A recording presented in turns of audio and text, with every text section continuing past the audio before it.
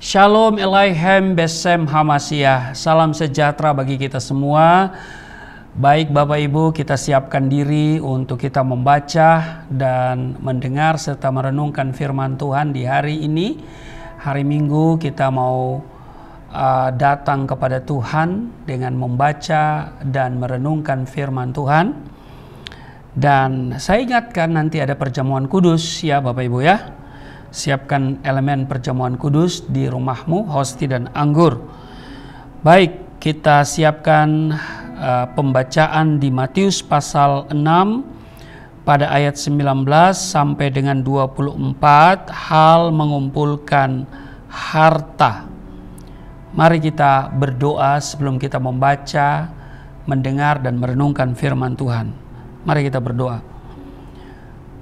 Allah yang Rahman dan Rahim, pencipta langit dan bumi dan dengan segala isinya, Allah yang disembah oleh Abraham, Ishak dan Yakub, Allah yang kami kenal, kami sembah di dalam nama Tuhan Yesus. Dimuliakanlah namamu, datanglah kerajaanmu, jadilah kehendakmu di bumi seperti di surga. Kami bersyukur kami ada di hari ini, kami boleh beribadah kepadamu, dan kiranya puji-pujian dan penyembahan kami berbau harum di hadapan-Mu. Saatnya kami akan baca, dengar, dan renungkan firman-Mu. Mengurapi kami semua, karena kami percaya firman-Mu bermanfaat untuk mengajar, menyatakan kesalahan, memperbaiki kelakuan, dan mendidik kepada kebenaran. Urapi kami semua, buka hati pikiran kami, urapi hamba-Mu yang tidak ada apa-apanya. Kiranya firman ini yang kami baca, kami dengar, kami renungkan, tidak untuk kami lupakan, tapi itu termaterai dalam hati kami, membentuk kehidupan kami dan menjadi kekuatan di dalam kami melangkah di hari-hari kehidupan kami. Berkati kami semua di dalam nama Tuhan Yesus. Haleluya. Amin. Kita membaca di Matius pasal 6, 19. Janganlah kamu mengumpulkan harta di bumi. Di bumi ngengat dan karat merusakannya, dan pencuri membongkar serta mencurinya. Ayat 20, tetapi kumpulkanlah bagimu harta di surga. Di surga ngengat dan karat tidak merusakannya, dan pencuri tidak membongkar serta mencurinya. Ayat 21, karena di mana hartamu berada, di situ juga hatimu berada. Ayat 22, mata adalah pelita tubuh. Jika matamu baik, teranglah seluruh tubuhmu. Ayat 23, jika matamu jahat, gelaplah seluruh tubuhmu. Jadi, jika terang yang ada padamu gelap, betapa gelapnya kegelapan itu. Ayat 24, tak seorang pun dapat mengabdi kepada dua tuan, karena jika demikian ia akan membenci yang seorang dan mengasihi yang lain, atau ia akan setia kepada yang seorang dan tidak mengindahkan yang lain. Kamu tidak dapat mengabdi kepada Allah dan kepada Mamon. Bapak Ibu, mari kita perhatikan ayat 24 ini. Saya kembali bacakan bagi kita semua. Tak seorang pun dapat mengabdi kepada dua tuan, karena jika demikian ia akan membenci yang seorang dan mengasihi yang lain, atau ia akan setia kepada yang seorang dan tidak mengindahkan yang lain. Kamu tidak dapat mengabdi kepada Allah dan kepada Mamon. Bapak Ibu, kembali saya mengajak Bapak Ibu untuk melihat, memperhatikan Matius 6 ayat 24 yang menjadi acuan khotbah saya pada kesempatan ini. Dikatakan begini, tak seorang pun dapat mengabdi kepada dua tuan, karena jika demikian ia akan membenci yang seorang dan mengasihi yang lain, atau ia akan setia kepada yang seorang dan tidak mengindahkan yang lain. Kamu tidak dapat mengabdi kepada Allah dan kepada Mamon. Saya kira ucapan Yesus ini sangat jelas dan tegas, atau tegas dan jelas. Betul? Tuhan Yesus menuntut setiap orang menentukan sikap dalam memilih pengabdiannya. Hanya saja merasa tidak lazim ketika pilihan yang diperhadapkan adalah Allah atau Mamon. Biasanya pilihan umat yang berakhir pada kesalahan adalah penyembahan berhala, bukan penyembahan Mamon. Dalam Perjanjian Lama, berulang kali bangsa Israel terjebak pada penyembahan berhala. Jejak kegagalan kerohanian itu nampak jelas dalam berbagai peristiwa, seperti penyembahan pada Baal Berit yang berarti Tuhan Tuhan perjanjian, seperti Hakim-Hakim 8:33, atau Baal Zebub, yaitu tuan dari lalat atau dewa dari Ekron. 2 Raja-Raja 1 ayat 2. Sementara dalam Perjanjian Baru, orang Farisi menuduh Tuhan Yesus telah bertindak mengusir setan dengan kekuatan dari Beelzebul, yang berarti raja atau penghulu setan-setan. Itu saudara bisa lihat di Matius pasal 12 ayat 24. Nah, Baal sendiri dalam bahasa Ibrani berarti tuan atau pemilik. Penyembahan pada Baal berarti pemberontakan kepada Tuhan.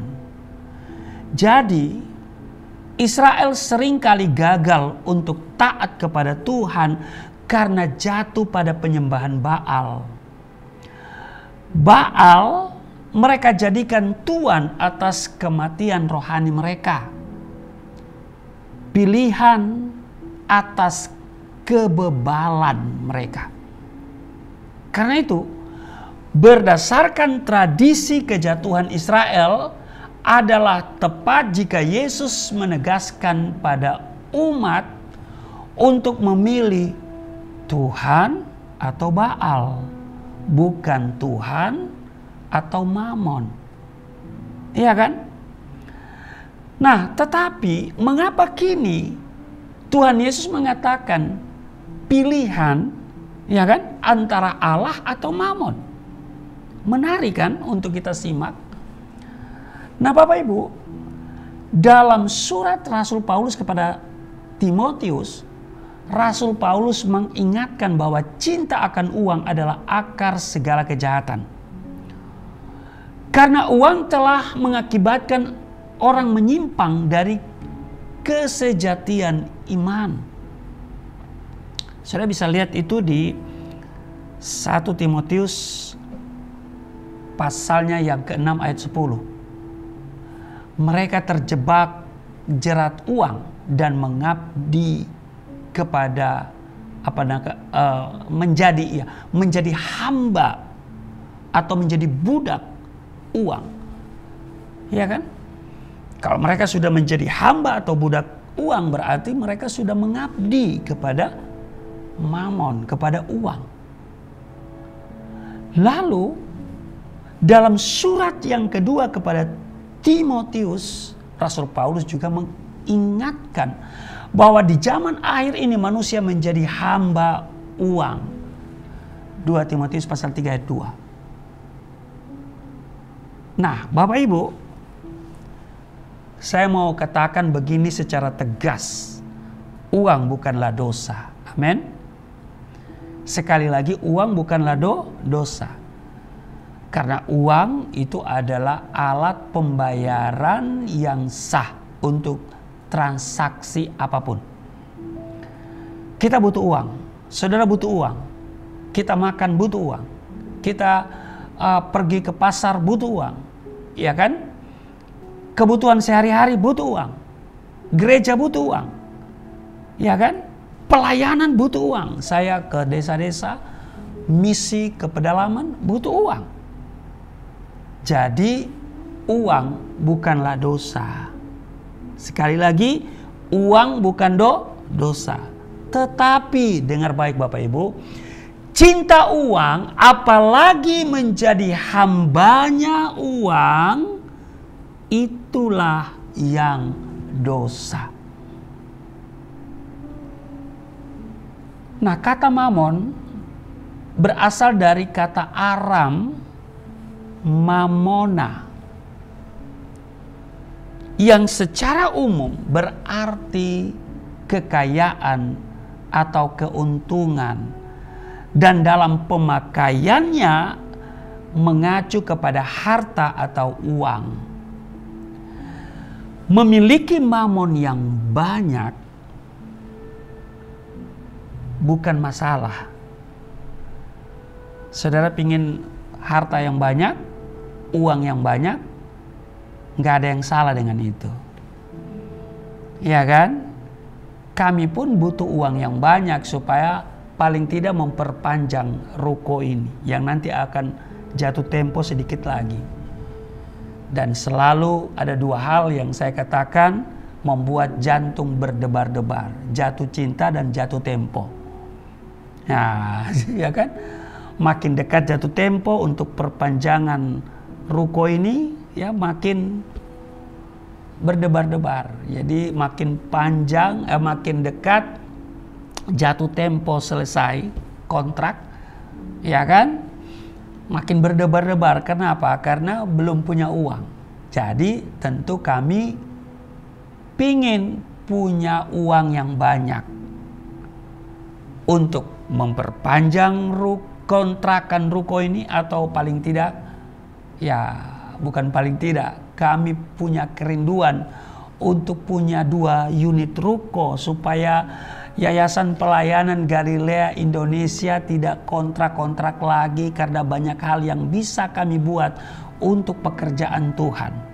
Kami juga butuh uang yang banyak untuk pelayanan ke desa-desa, sebab seluruh konsekuensi biaya pelayanan misi itu dikeluarkan oleh yayasan.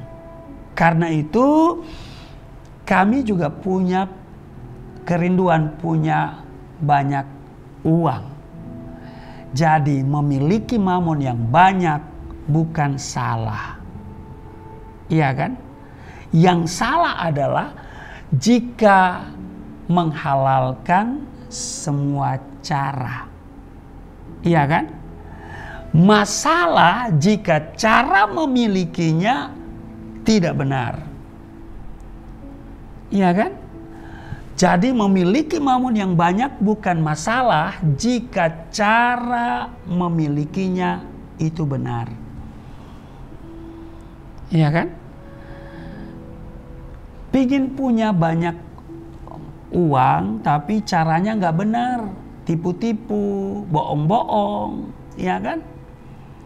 Nah, tetapi kalau saudara punya banyak uang, saudara dapatkan dengan hasil atau cara yang benar, ya itu jadi berkat. Amin. Asal hatimu jangan melekat pada uang. Karena dikatakan di mana hartamu berada di situ hatimu. Mari kita lihat bahwa uang itu adalah berkat yang daripada Tuhan. Jadi hati kita sama Tuhan, bukan sama uang. Lalu dikatakan, pilih Allah atau mamon. Ya kan, demikian Yesus katakan kan. Yesus berkata, tidak seorang pun dapat mengabdi kepada 2 tuan. Karena jika demikian, ia akan membenci yang seorang dan mengasihi yang lain.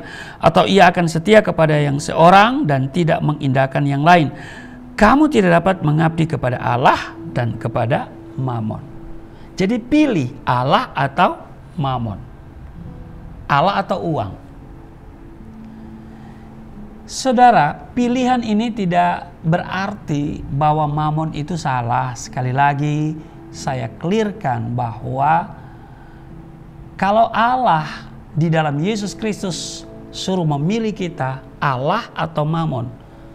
Bukan berarti mamon itu salah.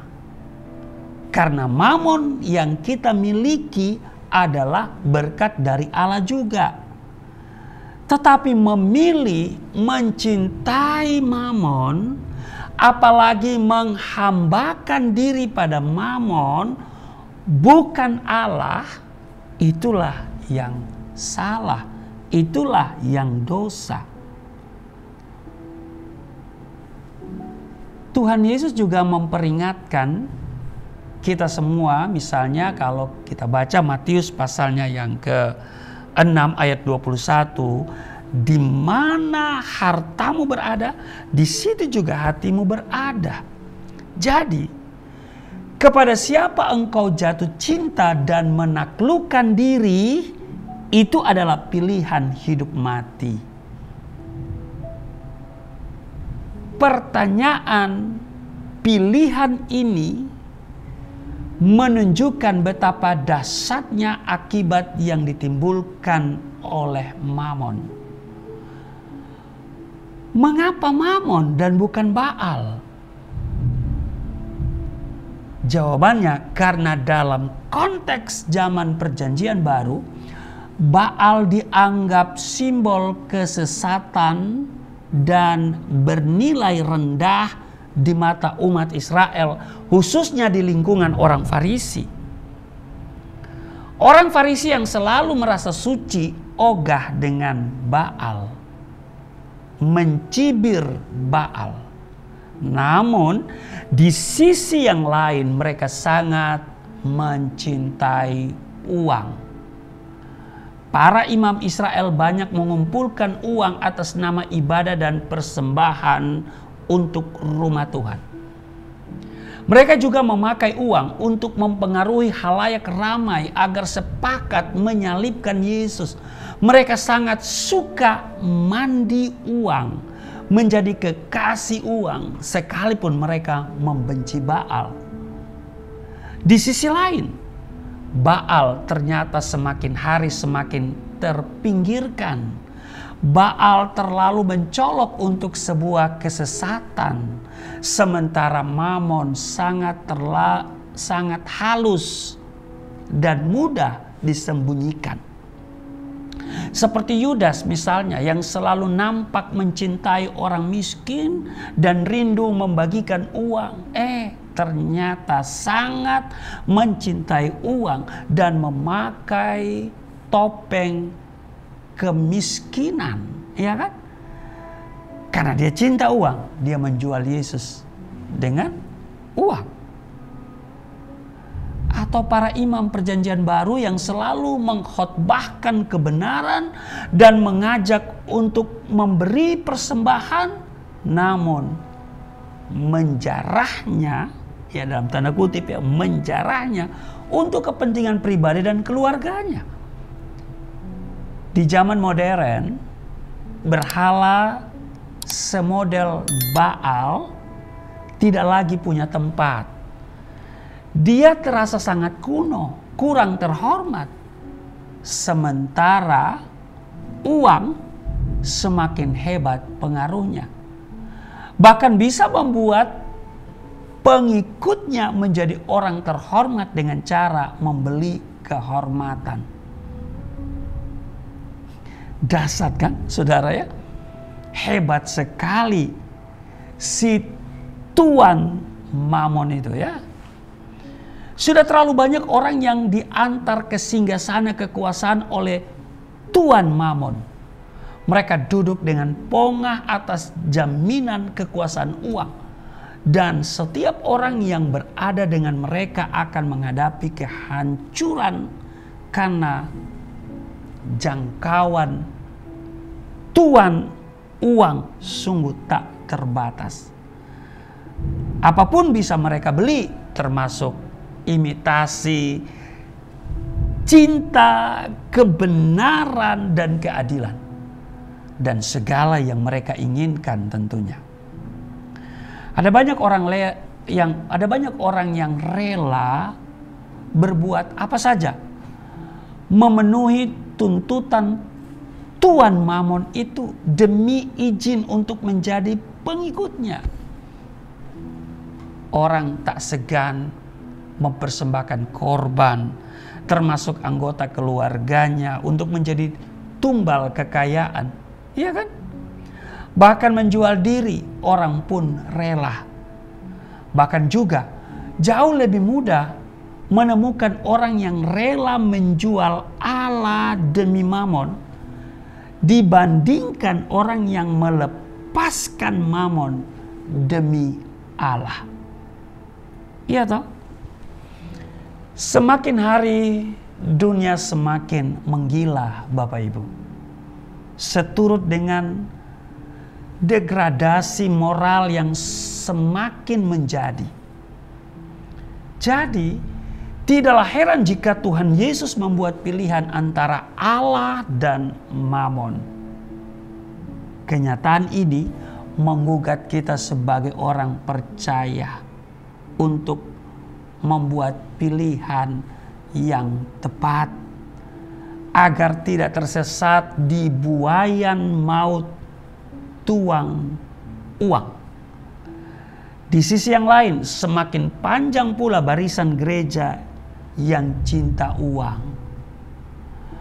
Orang beruang ketika di gereja selalu diperebutkan, sementara yang miskin ekonomi terus terabaikan. Belum lagi menilai gereja berhasil atau tidak bukan lagi diukur dari asas kualitas melainkan kuantitas, bukan pertumbuhan iman melainkan pertumbuhan aset. Umat berubah menjadi deretan angka yang berkaitan erat dengan kolekte. Uang tentu saja dibutuhkan. Sekali lagi, uang dibutuhkan untuk biaya operasional pelayanan gereja. Namun, yang menjadi kesalahan adalah karena uang menjadi tuan di dalam gereja. Uang menggantikan posisi Allah. Ini yang salah. Nama Allah hanya dipakai untuk mengoleksi uang. Ini yang dosa. Jadi, virus tuan uang memang telah merangsek masuk ke dalam sendi-sendi kehidupan umat. Khususnya di tengah konteks zaman yang sangat mempertuan uang. Tuan uang telah membuat jual beli tidak lagi sekedar meliputi barang, melainkan orang. Bukan untuk menjadi budak pada yang lainnya, melainkan saling memenuhi hasrat. Yang satu hasrat kepuasan rasa, sementara yang lain hasrat kepuasan uang. Tapi yang pasti keduanya telah menjadi budak uang. Yang satu rusak karena mencari uang, sementara yang lain rusak karena menghamburkan uang. Tapi sekali lagi, yang pasti keduanya rusak karena menjadi budak tuan uang. Sekarang pilihan ada pada kita. Pilih Allah atau Mamon. Kita harus membuat keputusan bijak, atau kita akan terinjak, Bapak Ibu. Ingat, uang bukan dosa, tetapi juga bukan tuan. Amin. Uang memang bisa membeli segalanya, tetapi uang bukan segala-galanya. Amin. Nah, kiranya kita semua mengabdi hanya kepada yang sejati, yaitu Allah pencipta dan pemilik manusia dan alam semesta ini. Amin. Kiranya kita menentukan pilihan yang tepat. Kita memilih Allah kita mengabdi kepadanya, karena Dia adalah sumber daripada berkat, daripada kekayaan, dan jangan kita balik. Amin. Tuhan Yesus memberkati. Mari kita berdoa.